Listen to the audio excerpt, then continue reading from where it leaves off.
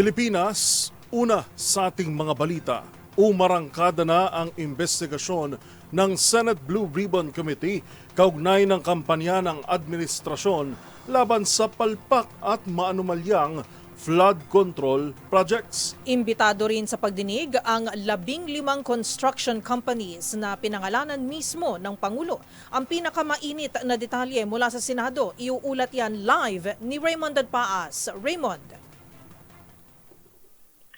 Miski iminungkahi ni Senador Sherwin Gatchalian na dapat ang mga may-ari mismo at presidente ng mga construction companies nakakopo ng mga flood control projects ang humarap sa pagdinig ng Senate Blue Ribbon Committee. Ito ay kasunod ng impormasyon na inilahad ni Senador Rodante Marcoleta bilang chairman ng komite na sa 15 kumpanya ay 7 lang ang tumugon at 3 lang ang personal na humarap ang kinatawan ng kumpanya. Katwiran ni Gatchalian, kung ang mga ipadadala lang ng mga kumpanya ay mga representative ay hindi nila masasagot ang mga katanungan ng mga senador gaya ng kanilang naging karanasan. Sinigundahan ito ni Senate President Pro Tempore Jingo Estrada na kinatigan ni Chairman Marcoleta. Narito yung bahagi ng motion kanina ni Senador Sherwin Gatchalian. To subpoena the owners of the corporations, not merely representatives. Kasi na subukan na natin dito yan, pag representatives, wala hong isasagot ho yan.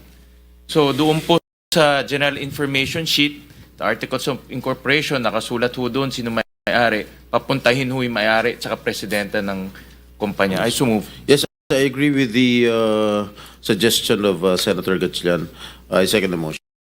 As practicable, let us invite the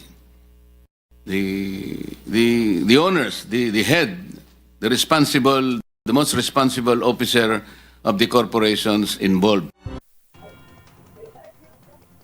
Nauna namang iginiit ni Senador Erwin Tulfo na panahon na upang panagutin ang mga nagkamal sa mga flood control projects simula sa mga opisyal ng Department of Public Works and Highways na nagpayaman ng husto sa mga proyekto. Ilan sa kanila ay may naglalaki ang mansyon sa mga pribadong subdivision, may eroplano at hindi iniinda ang milyones na pinapatalo sa kasino at sabong. Giit ni Senador Erwin, singilin ang mga may kasalanan, kakilala man sila o kaibigan. Narito si Senador Erwin Tulfo. Kung may nakinabang dito, hindi po ang bayan, kundi ang mga magnanakaw sa pamahalaan. And today, this Blue Ribbon Committee, Mr. Chair, shall make sure that this is the day of reckoning. Tamaan na po ang tamaan, kaibigan, kasamahan, kamag-anak o matataas na opisyal.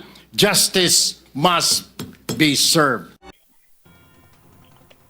Umaasa naman si Senate Majority Leader Joel Villanueva na may mangyari na sa pagdinig na ito dahil 3 taon na siyang sumisigaw ng katarungan dahil sa pagkalunod ng kanilang lalawigan ng Bulacan dahil lalong lumalalim ang baha sa kabila ng mahigit 1 bilyong piso na budget sa flood control project. Araw-araw, taon-taon. Sa ngayon, ay ginigisa na itong si DPWH Secretary Manuel Bunuan sa iba't ibang mga flood control projects na kanilang inaward sa ilang piling mga contractors. Para sa MBC TV Network News, ito si Raymond Dadpaas ng DZRH, una sa Pilipinas, una sa Pilipino. Maraming salamat, Raymond Dadpaas.